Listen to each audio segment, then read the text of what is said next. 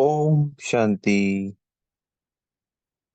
आज 27 फरवरी 2024 के महावाक्यों का मनन चिंतन में सबसे पहले बाप दादा ने कहा कि बच्चे, मीठे बच्चे, सदा याद की चिंतन और ज्ञान का विचार सागर मंथन करना है।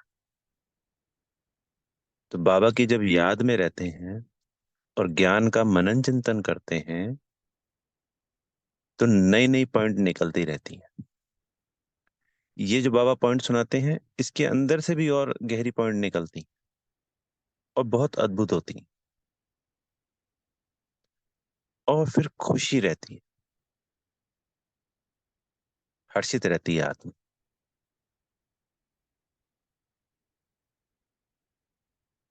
बाबा से शक्तियां मिलती हैं। ज्ञान है ही मीठा, तो मुख मीठा हो गई होगा जब मीठी चीज को याद करेंगे। और मीठी जैसे नींबू को याद करते हैं ना तब खट्टा हो जाता है, ऐसे मीठा बाबा, मीठा ज्ञान, मीठी याद, तो सब कुछ मीठा ही मीठा। तो मीठा होगा तो खुशी और हर्षित मुक्ता तो रहेगी रहेगी सदा।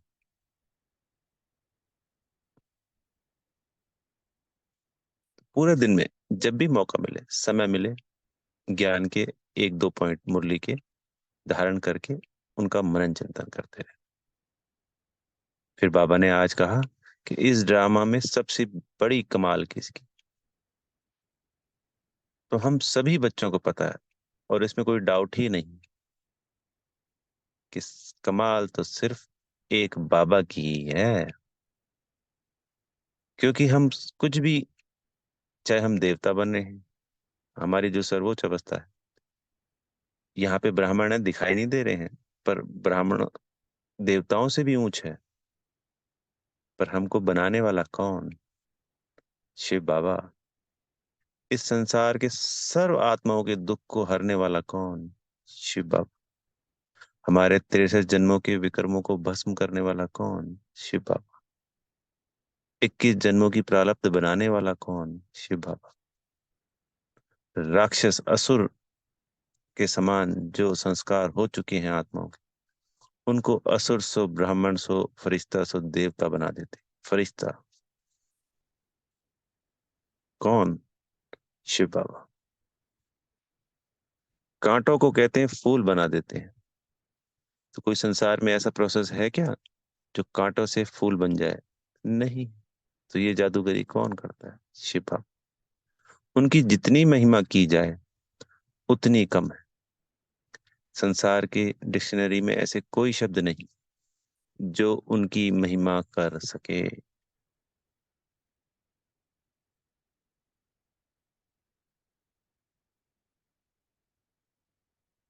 संसार में अनेकों की महिमा होती है। देवताओं की होती है, धर्म स्थापकों की होती है, राजनेताओं की आज या कईयों की, अनेकों की, जिन्होंने कोई महान कार्य किए। पर ऐसे तो अनेकों अनेक हैं।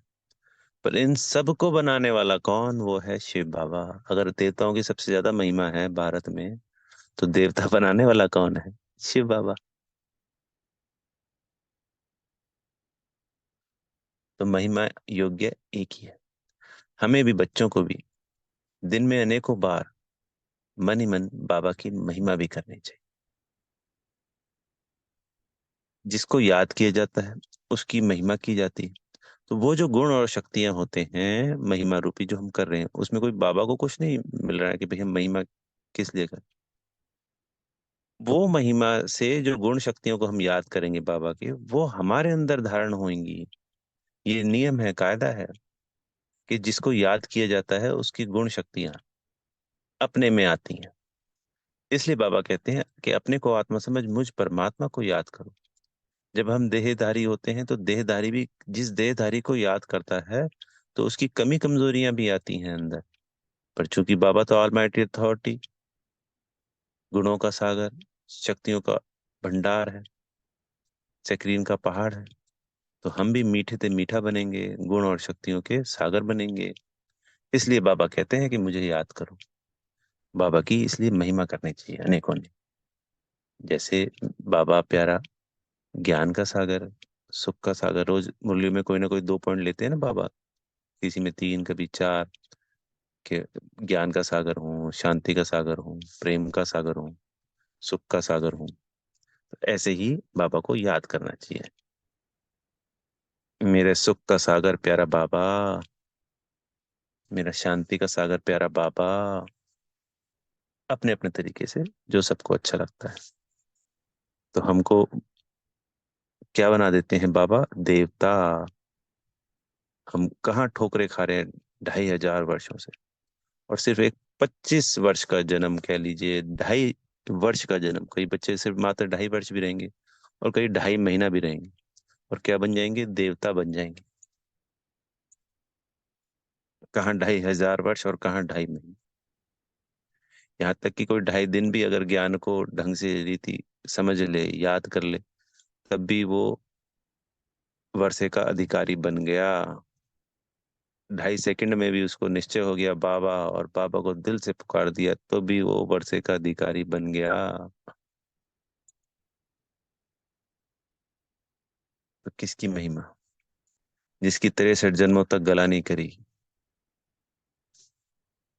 जिसको ठिक्कर बिस्तर में ठोक दिया, हम उन्हीं बच्चों को वो आकर के पत्थर से पारस बना देता है। कमाल है। तभी तो उसको भगवान कहते हैं। और हम अगले 2500 वर्षों तक, यानी द्वापर में आके फिर 2500 वर्षों तक फिर उसको ढूंढते हैं, फिर उसको पुकारते हैं।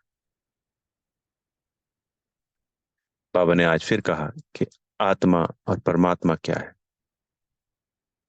हम आत्मा हैं, और बाप भी हम आत्माओं को ही ये ज्ञान सुनाते हैं। अपने को जितना हम आत्मा समझने की प्रैक्टिस करेंगे, उतना बाबा के नजदीक जाएंगे, उतना गुणों और शक्तियों से भरपूर होंगे।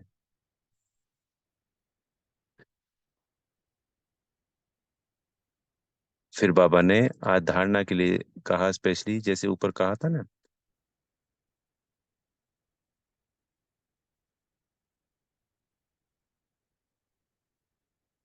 कि ज्ञान का मनन चिंतन करना है, तो सदा हर्षित रहेंगे। तो बाबा ने कहा सदा हर्षित रहने के लिए ज्ञान का सिमरन करते रहो, विचार सागर मंथन करो। बाबा ने एक और चीज जोड़ी कि हम भगवान के बच्चे भी हैं तो सर्वेंट भी हैं। इसी स्मृति से सेवा में तत्पर रहो। तो ऐसे ऐसे बाबा को याद करके कि भगवान के हम बच्चे भी हैं और सच्चे सेवाधारी भी हैं। इससे एक और बात होती है। आज बाबा ने ना अहंकार की बात कही है, किसी भी बात में अहंकार नहीं दिखाना। पर जब हम सच्चे सेवाधारी को अपने रूप में, सच्चे सेवाधारी के रूप में याद रखेंगे, तो अहंकार नहीं आएगा।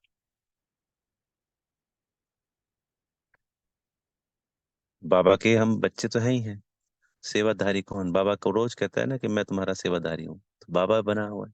तो हम भी कौन है? हम तो बच्चे और सेवाधारी तो हैं ही हैं, दोनों हैं। पद्मा पदम सौभाग्य है हमारा, हम भगवान के बच्चे तो हैं ही हैं, साथ में सेवाधारी भी हैं। फिर बाबा ने आज वरदान में कहा कि मन मना भाव, यानी जैसे आत्मा समझ परमात्मा को याद करना है, तो मध्य जीव भव। मध्य जीव का मतलब 3 चित्र दिखाए जाते हैं, ब्रह्मा, विष्णु, शंकर।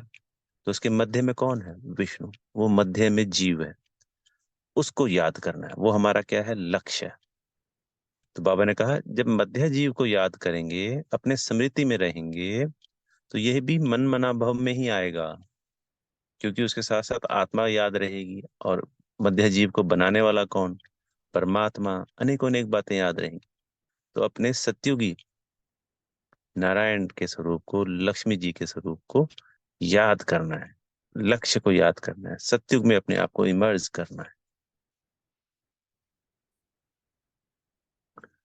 उससे नारायणी नशा रहता है।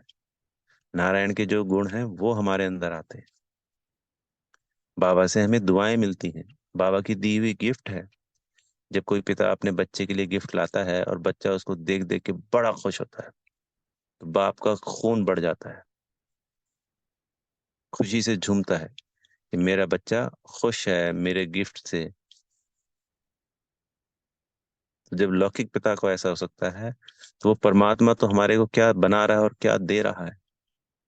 तो अपने मध्य जीव को याद करना है सदा, बाबा को, स्वयं आत्मा को, और अपने ही लक्ष्य को अपनी स्मृति में लाना है बार बार। तो बेहद की दुआएं मिलती हैं फिर बाबा से ऑटोमेटिकली, क्योंकि बाबा खुश तो परमात्मा अगर खुश हो गया तो क्या मिलेंगी? आशीर्वाद, दुआएं ऑटोमेटिकली मिलेंगी। अच्छा, ओम शांति।